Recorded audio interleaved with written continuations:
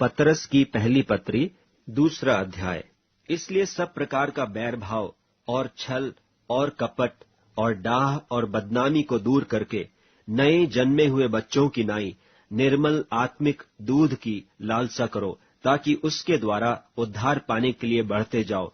यदि तुमने प्रभु की कृपा का स्वाद चख लिया है, उसके पास आकर, जिसे मनुष्यों ने तो निकम्मा ठहराया, परंतु परमेश्वर के निकट चुना हुआ और बहुमूल्य जीवता पत्थर है, तुम भी आप जीवते पत्थरों की नाई आत्मिक घर बनते जाते हो, जिससे याजकों का पवित्र समाज बनकर ऐसे आत्मिक बलिदान चढ़ाओ जो यीशु मसीह के द्वारा परमेश्वर को ग्राह्य हैं।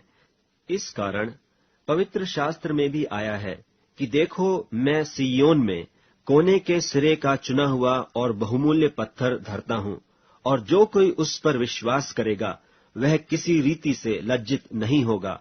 सो तुम्हारे लिए जो विश्वास करते हो वह तो बहुमूल्य है, पर जो विश्वास नहीं करते उनके लिए जिस पत्थर को राजमिस्त्रियों ने निकम्मा ठहराया था, वही कोने का सिरा हो गया और ठेस लगने का पत्थर और ठोकर खाने की चट्टान हो गया है। क्योंकि वे तो वचन को न मानकर ठोकर खाते हैं, और इसी के लिए वे ठहराए भी गए थे। पर तुम एक चुना हुआ वंश और राज पदधारी, याजकों का समाज और पवित्र लोग और परमेश्वर की निज प्रजा हो, इसलिए कि जिसने तुम्हें अंधकार में से अपनी अद्भुत ज्योति में बुलाया है, उसके गुण प्रकट करो। तुम पहले तो कुछ भी नहीं थे, पर अब परमेश्वर की प्रजा हो। तुम पर दया नहीं हुई थी, पर अब तुम पर दया हुई है।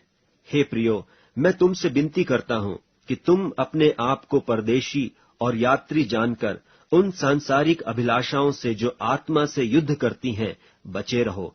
अन्य जातियों में तुम्हारा चाल चलन भला हो, इसलिए कि जिन जिन बातों में वे तुम्हें कुकर्मी जानकर बदनाम करते हैं, वे तुम्हारे भले कामों को देखकर उन्हीं के कारण कृपा दृष्टि के दिन परमेश्वर की महिमा करें।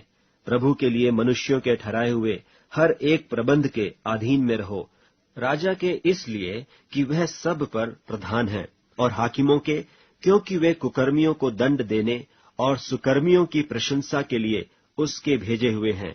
क्योंकि परमेश्वर की इच्छा यह है कि तुम भले काम करने से निर्बुद्धि लोगों की अज्ञानता की बातों को बंद कर दो, और अपने आप को स्वतंत्र जानो, पर अपनी इस स्वतंत्रता को बुराई के लिए आड़ न बनाओ, परंतु अपने आप को परमेश्वर के दास समझकर चलो। सबका आदर करो, भाइयों से प्रेम रखो, परमेश्वर से डरो, राजा का सम्मान करो। हे सेवकों, हर प्रकार के भय के साथ अपने स्वामियों के अधीन रहो, न केवल भलों और नम्रों के, पर कुटिलों के भी। क्योंकि यदि कोई परमेश्वर का विचार करके अन्याय से दुख उठाता हुआ क्लेश सहता है, तो यह सुहावना है। क्योंकि यदि तुमने अपराध करके घूसे खाए और धीरज धरा, तो इसमें क्या बड़ाई की बात है। पर यदि भला काम करके दुख उठाते हो और धीरज धरते हो, तो यह परमेश्वर को भाता है, और तुम इसी के लिए बुलाए भी गए हो। क्योंकि मसीह भी तुम्हारे लिए दुख उठाकर तुम्हें एक आदर्श दे गया है कि तुम भी उसके चिन्ह पर चलो। न तो उसने पाप किया और न उसके मुंह से छल की कोई बात निकली। वह गाली सुनकर गाली नहीं देता था और दुख उठाकर किसी को भी धमकी नहीं देता था, पर अपने आप को सच्चे न्यायी के हाथ में सौंपता था। वह आप ही हमारे पापों को अपनी देह पर लिए हुए क्रूस पर चढ़ गया, जिससे हम पापों के लिए मर करके धार्मिकता के लिए जीवन बिताएं। उसी के मार खाने से तुम चंगे हुए, क्योंकि तुम पहले भटकी हुई भेड़ों की नाई थे, पर अब अपने प्राणों के रखवाले और अध्यक्ष के पास फिर आ गए हो।